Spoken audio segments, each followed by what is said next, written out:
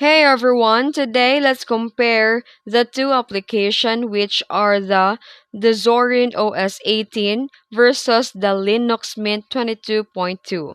Which best Linux distro in 2025? Let's break it down.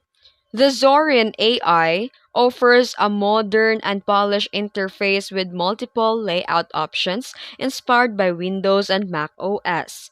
It includes a useful tool like web app support and OneDrive integration, which is built on Ubuntu for strong stability and security, and makes it very easy for Windows users to switch to Linux. The downside, the Pro Edition is paid. It can feel a bit heavy and on the low end or older PC, and gaming and app compatibility is still more limited compared to Windows.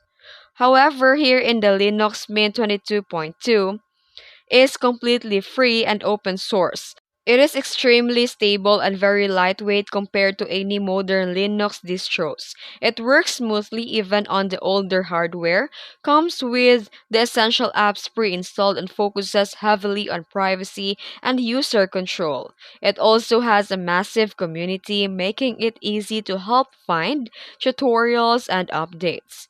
But the downside of the Linux Mint interface is that it can feel less modern or flashy compared to Zorin OS. It doesn't offer as many built-in layout presets, and some users may find the design a bit traditional or outdated.